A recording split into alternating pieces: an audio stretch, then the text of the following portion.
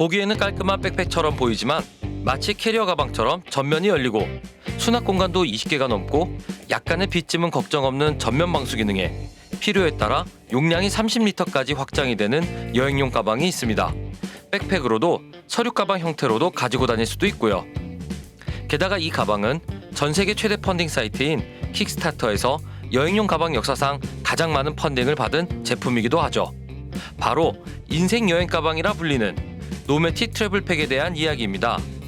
그래서 저도 이 가방을 직접 구매하여 실제로 여행을 떠나보았습니다.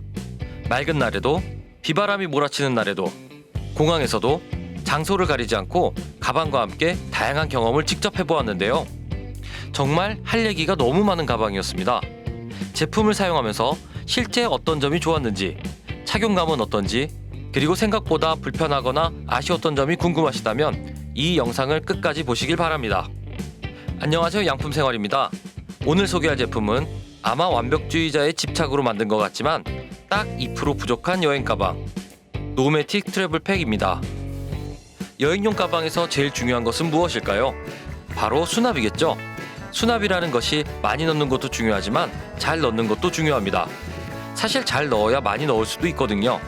처음 본 노매틱 트래블팩의 수납력은 정말 상상 그 이상이었습니다. 일단 이 가방은 마치 캐리어 가방처럼 지퍼를 끝까지 내려서 공간이 모두 열리는 클램쉘 방식으로 되어 있습니다. 메인 공간도, 뒷공간도, 앞부분도 이렇게 지퍼를 끝까지 내려서 오픈할 수 있게 되어 있죠. 가방이 전부 열리니까 마치 캐리어처럼 물건을 수납할 때 아주 편리한 부분입니다. 그리고 각 공간은 빈틈없는 수납 공간에 대향연이 펼쳐져 있는데요. 이 부분이 노매틱 트래블팩의 가장 압권인 부분입니다. 먼저 앞부분에만 총 9개의 수납 공간이, 메인 공간에는 2개의 큰 메시 포켓과 4개의 사이드 포켓이, 레탁 공간에는 15인치 노트북까지 넣을 수 있는 공간과 태블릿이나 노트를 넣을 수 있는 포켓과 오픈형 포켓까지도 마련되어 있죠. 그리고 또 하나의 공간은 이 가방의 최고 장점인 필요할 때만 크기가 커지는 확장 공간에 있는데요. 여기에 신발까지도 넣을 수 있는 큰 수납 포켓도 있습니다. 아직 끝나지 않았습니다. 가방의 양 옆에는 물병을 꽂을 수 있는 2개의 포켓이 있고, 뒤쪽에는 가방을 맸을 때 전혀 보이지 않는 숨겨진 주머니가 하나 더 있거든요. 만약에 허리 스트랩과 압축팩 가방까지 포함한다면 주머니의 개수는 다시 여기에 4개가 더 늘어나게 됩니다. 정말 악착같이 주머니를 달 수 있는 곳은 집요하게 넣은 듯한 그런 느낌입니다. 그런데 이 가방이 정말 대단한 점은 이렇게 내부의 수납 공간을 최대한으로 했음에도 지퍼를 모두 닫으면 이렇게 깔끔한 디자인을 유지한다는 것이죠. 특히 옆부분의 물병 포켓을 보면 물병이 있을 때는 별반 다를 것이 없지만 이렇게 물병이 없을 때는 자석으로 되어 있는 커버 부분이 탁 달라붙어서 가방 옆부분을 깔끔하게 만들어줍니다. 게다가 어깨 스트랩 부분도 필요하지 않을 때는 이렇게 안쪽으로 모두 숨길 수 있게 되어 있죠.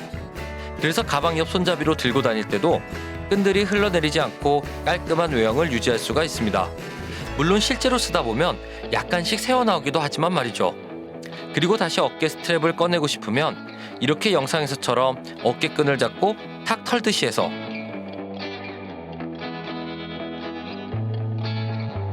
가방이 비어있을 때는 이거 잘 안 되는데요?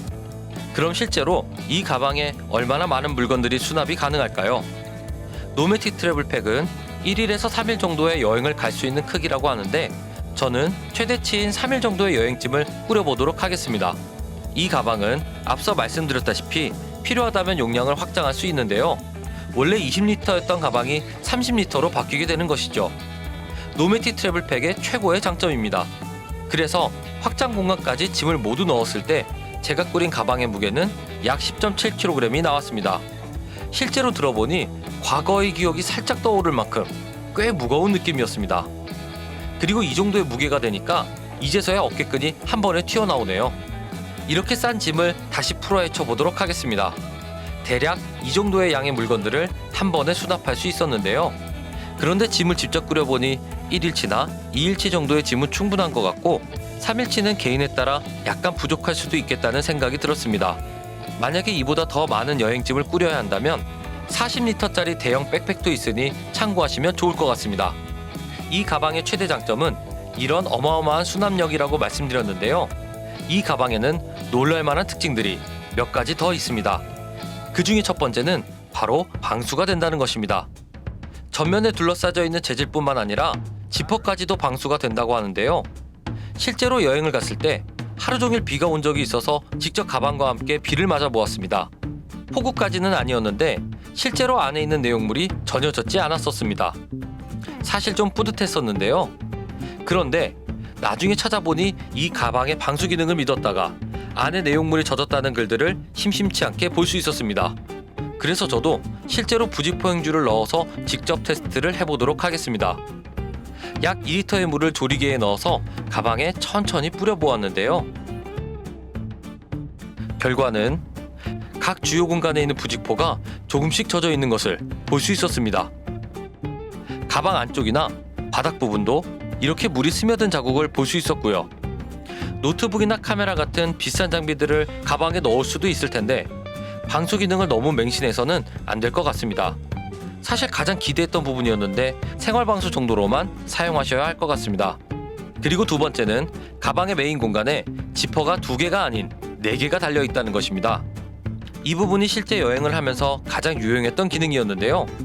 보통 여행 가방 내부에는 물건들이 가득 차 있어서 안쪽에 있는 작은 물건들을 꺼낼 때 찾기가 쉽지 않습니다. 그런데 노메티 트래블팩은 지퍼가 양옆과 위에도 있어서 위에서 꺼낼 때나 양옆에서 꺼낼 때 이렇게 신속하게 꺼낼 수가 있거든요. 특히 작은 물건들을 가방 안쪽 사이드 포켓에 넣어 놓으면 측면에서 바로 꺼내는 것이 가능합니다. 세 번째는 바로 보안 기능입니다. 먼저 메인 공간에 있는 첫 번째 포켓을 보면 RFID 세이프라는 문구를 보실 수가 있는데요. 이 공간에 여권이나 신용카드를 넣으면 무선 리더기를 통한 데이터 복제 피해를 예방할 수 있다고 합니다. 그리고 가방의 메인 공간이나 랩탑 공간의 지퍼에는 이렇게 겹치는 구멍이 있어서 가방 살 때 같이 들어있던 TSA 자물쇠를 걸어 놓을 수도 있죠. 앞에서 이야기했던 등 쪽의 히든 포켓도 가방을 매면 전혀 보이지 않기 때문에 중요한 무언가를 보관하기에 아주 좋은 공간이고요. 그 이외에도 비행기 징칸에 충분히 들어가는 크기, 아무것도 넣지 않아도 가방 혼자 서 있는 정도의 단단함, 보조 배터리 등의 케이블을 따로 위쪽으로 뺄 수 있는 기능, 아직까지 어디다 써야 할지 못 찾았지만 열쇠를 빨리 되돌리는 기능, 가슴끈의 높낮이를 조절하는 기능, 가방을 캐리어 가방에 고정할 수 있는 기능들처럼 여행용 가방에 필요한 정말 다양한 기능들을 갖추고 있습니다. 그런데 이 가방에도 아주 치명적인 단점과 아쉬움이 있습니다. 무엇보다 가방의 무게와 가격이 꽤 부담스럽다는 것이죠. 일단 아무것도 들어있지 않은 기본 가방의 무게만 해도 약 1.7kg이 넘습니다. 실제로 빈 가방을 들었을 때 이제까지 제가 경험했던 백팩 중에 가장 무거웠는데요. 그래서 여행용이 아닌 일상적인 백팩용으로 메고 다니기에는 좀 부담스러운 느낌이었습니다. 그리고 이런 다양한 기능과 높은 퀄리티의 제품답게 가격도 만만치 않습니다. 그나마 최근에는 한국 공식 수입원이 생겨서 해외 직구를 하는 것보다는 저렴하게 구입할 수 있지만 허리끈과 앞주팩까지 포함된 기본 구성 가격이 20만원대 중반 정도이고, 저처럼 3명 가방과 셔츠 수납 액세서리까지 구매를 하면 30만원까지 가격이 올라가니까 아무래도 부담스러운 것이 사실입니다.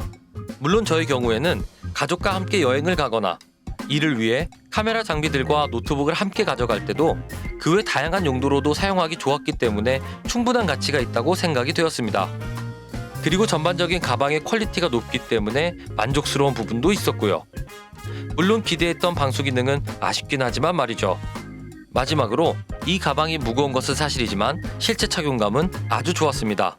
기본적으로 가방이 단단하면서도 스트랩이나 등 쪽 부분의 쿠션들은 꽤 두툼하기 때문에 몸을 딱 맞게 잡아주는 느낌이 좋았거든요. 확실히 오래 착용해도 덜 피로하다는 느낌이었습니다. 그리고 뭔가 비싼 가방이라는 생각 때문인지 괜히 발걸음에 힘도 좀 생기고요. 오늘 영상이 조금이라도 도움이 되었다면 좋아요와 구독, 알림 설정을 부탁드리겠습니다. 오늘도 시청해주셔서 감사드리고 저는 다른 양품으로 다시 찾아뵙도록 하겠습니다. 지금까지 양품생활이었습니다.